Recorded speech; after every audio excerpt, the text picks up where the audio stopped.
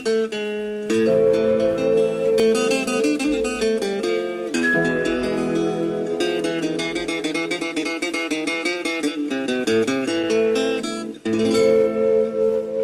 ហើយឬមុំខ្នងភ្នំអានុ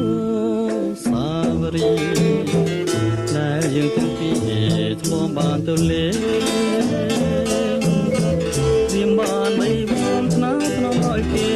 ងបែកទាំងខ្លាឆ្វេងអូនស្ដាំសាមភ្លេងក៏មកជានរវើគឹងជ្រោះហូរហួរឈ្មោះទៅមហាសាគរតែក្លិនតែសនៅតែគៀកកាបាំងសីហៅទៅតែនៅចំឡាយឬសូលវើយលើតាអូននេះហើយជាខ្នើយវាសនាក្នុងភ្នំអានុសាវរីយ៍មងនោះពីរយលើបោស្មាពីររហងចង់ក៏មេត្រាក៏ដូចណារៀមនឹងតាមថ្លៃនឹងឃើញទេមុំខ្នងភ្នំអានុសាវរីយ៍គឺឆោមឆោមនាងភ្លេចសំដីអូនបានសេចក្ដីថាស្មោះលោកស្រីរូបភ្នំរលាយ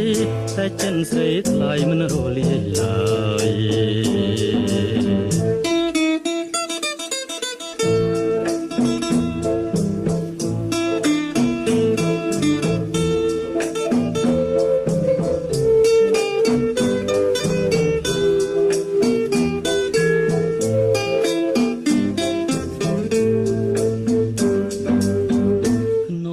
ភ្នំអានុសាវរីយ៍មងនោះពីរយលើបោស្វាពីរហងក៏ចង់ក៏មេត្រាក៏ដូចស្នេហារៀមនឹងខ្លាំងថ្លៃនឹងឃើញទេមុំខ្នងភ្នំអានុសាវរីយ៍ឬឆោមឆោមនាងភ្លេចសំដីលោកស្រីទូភ្នំរលាយតែចិនស្រីថ្លៃមិនរលាយឡើយតែចិនស្រីថ្លៃមិនរលាយឡើយ